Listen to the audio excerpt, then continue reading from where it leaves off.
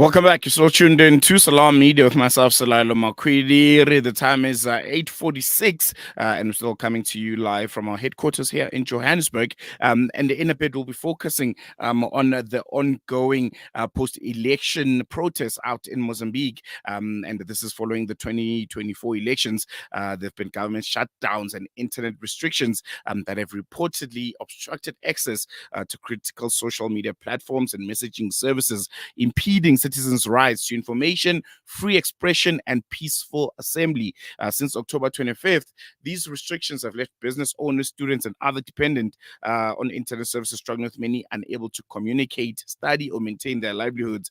Human Rights Watch and other advocacy groups have called on Mozambique to lift these limits, and we've seen, I think, also a crackdown on some of these peaceful protests, where more than 20 people have unfortunately been left killed and hundreds more injured. Amnesty International, Human Rights Watch, and as I mentioned, other advocacy groups have called for Mozambique to protect its citizens' right to freedom of expression and assembly. And to chat to us on that is Omhle Ntshingila. She's a project coordinator at the Right to Protest project. This is at the Center for Applied Legal Studies, and she's going to help us shed light on some of these restrictions and their impact on fundamental rights, particularly the right to protest. Omhle, thank you so much for joining us. Welcome to Salam Media. Really glad that you could give us your time today. Thank you so much for inviting me, and good morning to your listeners. Very, very concerning, scenes that are coming out of Mozambique. As the organization Right to Protest, from your observation, what are some of the key concerning, things that you have noticed when it comes to how the government has approached these protests and how they've just generally handled them? I think for us, we are not saying that the South African, especially the BMA, South African government was wrong in closing its borders and ensuring safety and public order on both sides. With the Immigration Act, they are well within their rights as a sovereign to do that. However, it is important for South Africa to also ensure stability, political stability, and the upholding of human rights in our region as SADC.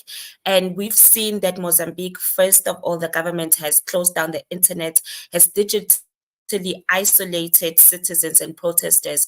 We are unclear of what's happening, but we are having quite a lot of information coming from within the borders that are reporting police brutality, the killing of people, including the injuring of children as young as 12 years old within their homes by security forces and the police. Now, this is very concerning that South Africa is not condemning it. South Africa is not also engaging it at a fast enough rate to ensure the safety of protesters and any other citizens that are within this unrest in Mozambique.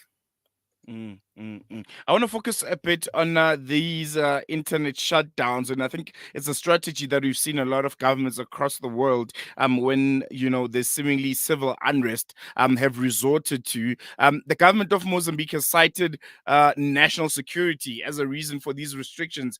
In your view, how often is this kind of reasoning used to justify shutdowns, and is it generally legally justified? Or is it a way for a government to kind of, blind the whole world to, what's happening in the country and how they might be responding to civil unrest with maybe kind of heavy-handedness? So there's never anything that can justify cutting off communication of citizens from the outside world, be it through physical ways of communicating or the digital platforms that we use now in our everyday lives. The only way in which people can communicate information, can communicate what's happening on the ground, and can communicate that they need assistance is via digital platforms. and the only way citizens in Mozambique can show us and build awareness and advocacy around what's happening in Mozambique is through social media.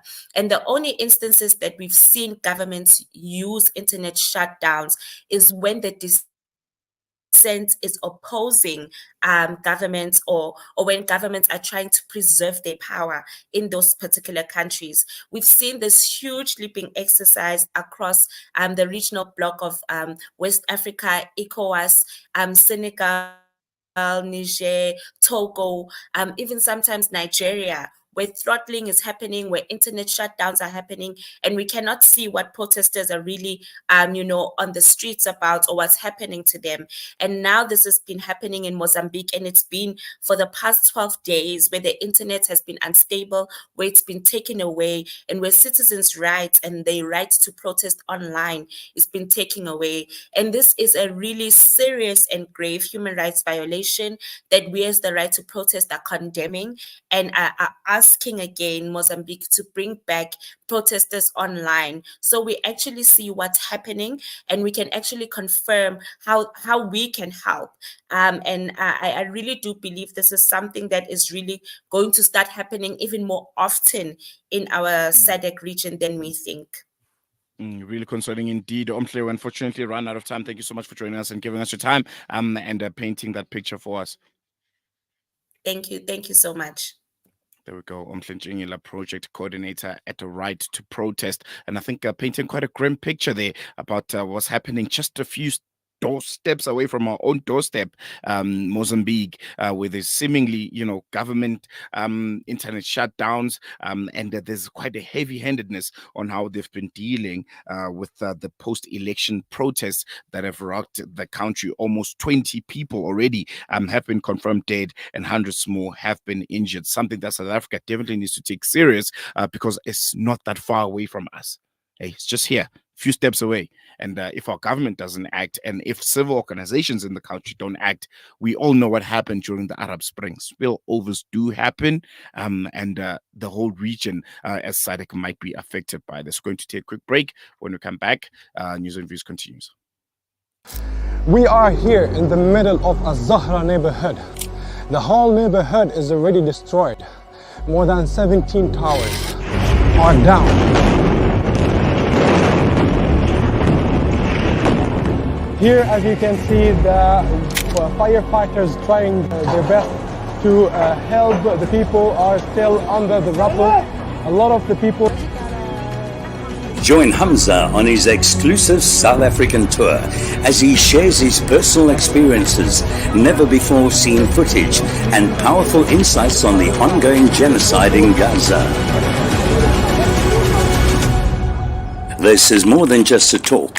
It's an invitation to witness Gaza through the lens of Hamza Sha'alan.